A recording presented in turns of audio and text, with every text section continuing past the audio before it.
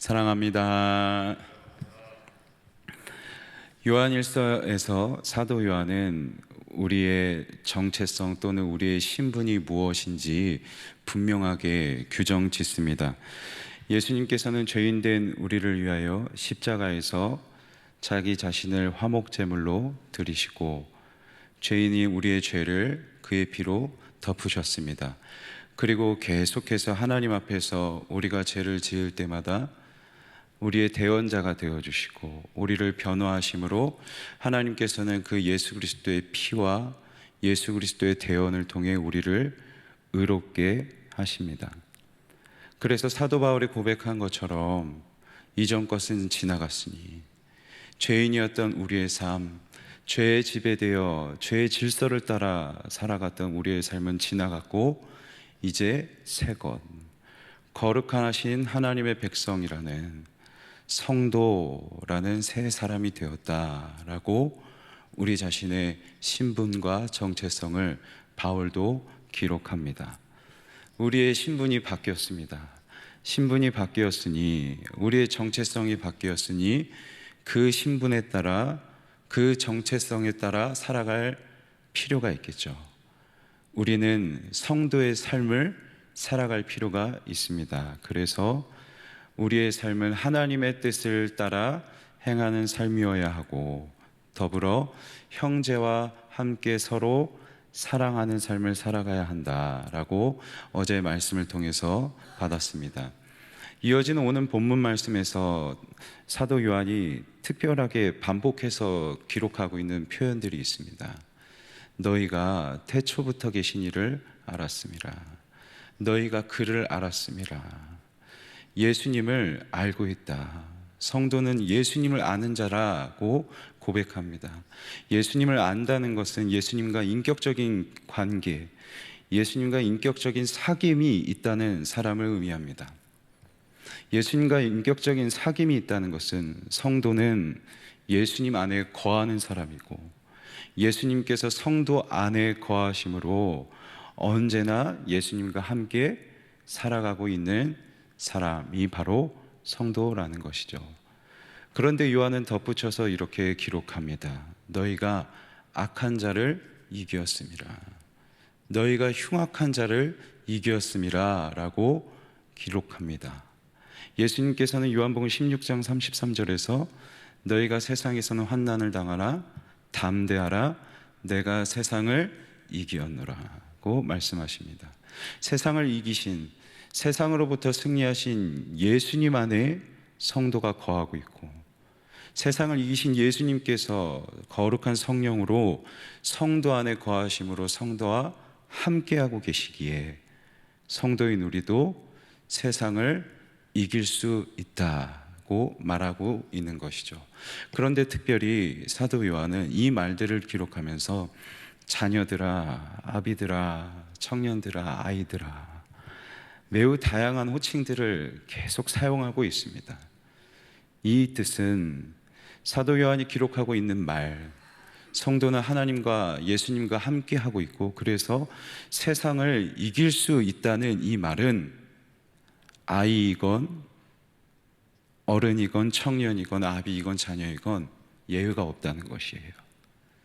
예수님을 믿는 성도라면 누구나 예수님과 함께 있고 세상을 이길 수 있다고 말씀하고 있는 것이죠. 그렇다면 세상을 이긴다는 것은 무엇을 의미하는 것일까요? 세상과 겨루어 세상을 정복한다는 뜻일까요? 세상보다 더 높은 위치에 교회가 서야 한다는 것일까요? 세상을 이긴다는 뜻은 그런 뜻이 아닙니다. 예수님께서 십자가에서 죽으시고 3일 만에 부활하심으로 죄와 사망에서 승리하셨습니다. 죄와 사망에서 승리하셨다는 것은 이제 더 이상 죄와 사망에 예수님께서 지배받지 않으신다는 거예요. 죄와 사망이 예수님께 그 어떤 영향력도 행할 수 없다는 것이죠. 마찬가지로 성도가 세상을 이겼다는 것은 세상의 악한 문화와 세상의 악한 가치관들이 성도를 더 이상 위협할 수 없다는 뜻입니다.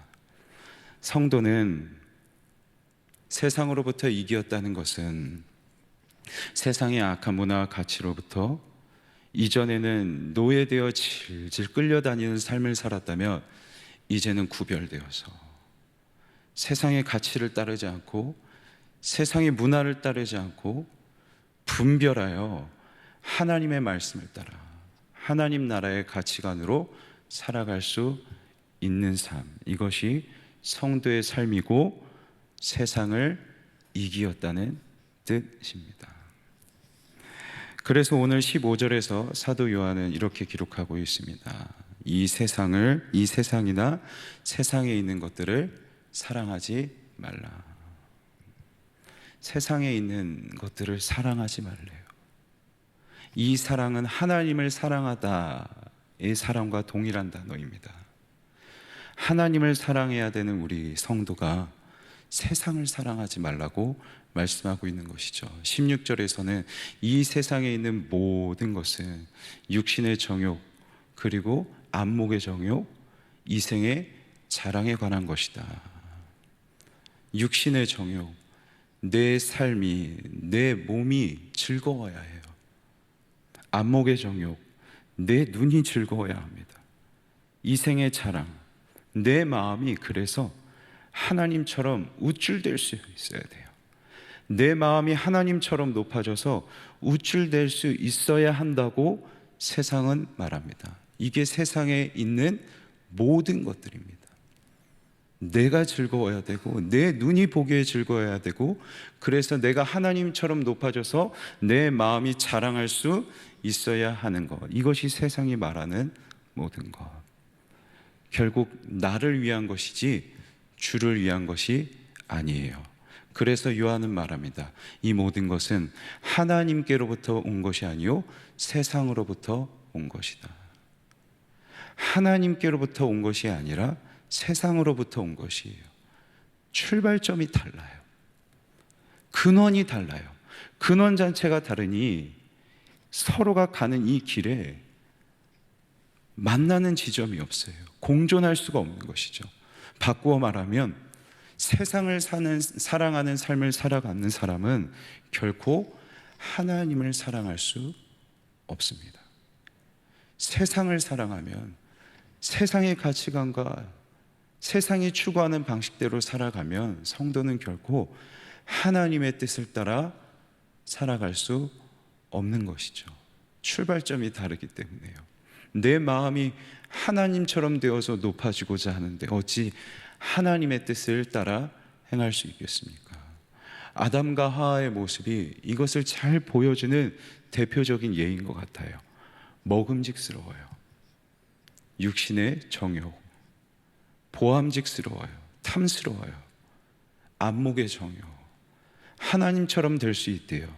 내 이생의 자랑, 이것을 추구하다 선악을 알게 하는 나무의 과실을 먹습니다. 세상을 사랑하니 하나님의 뜻을 행하지 않고 도리어 하나님의 뜻을 거스르는 삶을 살아갈 수 있는 것이죠. 물론 세상의 것을 따라가면 잠깐의 유익은 있을 수 있습니다. 잠깐의 편의는 있을 수 있을지도 모르겠습니다. 하지만 요한은 말합니다.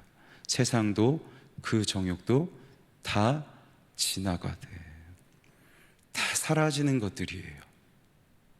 그래서 아무리 추구해도 붙잡으려 해도 다 사라지는 것들이기에 내가 붙잡지 못하는 것일 수 있기 때문에 그것을 추구하는 삶은 불안이 찾아와요.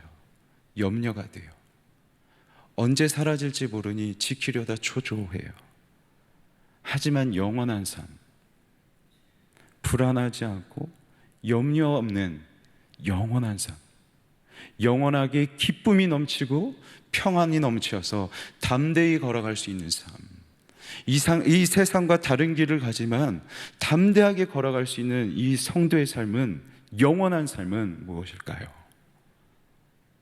이 세상도 그 정욕도 다 지나가되 오직 하나님의 뜻을 행하는 것은 영원히 거하느니라. 성도, 하나님의 뜻을 행하는 삶은 성도, 거룩한 백성이 가야 할 마땅한 길이기에 성도라는 거룩한 백성의 그 정체성을 따라 살아가는 삶이기에 정도, 옳은 길을 가는 것입니다. 이 악한 세상에서 성도로서 옳은 길 가는 것이기에 그 옳은 길에 평안이 있고, 옳은 길 가기에 기쁨이 있고, 옳은 길 걸어가기에 담대히 걸어갈 수 있는 것이겠죠. 특별히 이 길은, 이 성도의 삶, 영원한 삶은 아비, 청년, 아이, 자녀들 그 누구에게도 예외가 아니라고 말씀드렸습니다. 여러분 사역을 위한 특별 새벽 기도에서도 우리가 계속해서 기도해 온 것처럼 우리 자녀들에게도 영원한 삶이 무엇인지 가르쳐야 되지 않겠습니까? 우리 자녀들도 세상에 사라져가는 것들을 붙잡느라 불안과 염려가 가득한 삶을 살아가는 것이 아니라, 우리 자녀도 성도임을 기억하고, 우리 자녀도 주님이 부르신 거룩한 주의 백성임을 기억하며 그들도 그 백성 성도의 길을 걸어갈 수 있도록, 담대하게 이 악한 세상에서 살아갈 수 있도록 권면하고 가르치는 저와 여러분이 되면 좋겠습니다. 말씀을 맺겠습니다. 우리가 살아가는 삶, 성도의 삶은 영원한 삶을 살아가는 것입니다. 세상을 살아가는 것이 아니라 하나님을 사랑하고, 세상에 끌려 살아가는 것이 아니라 분별하여 하나님 나라의 가치로 살아가는 삶. 여기에 기쁨이 있고, 여기에 평안이 있고, 그래서 여기에 담대함이 있을 수 있습니다. 이 길을 살아가는, 이 삶의 우선순위를 두고 성도의 삶을 살아가는 저와 여러분의 하루하루가 되면 좋겠습니다.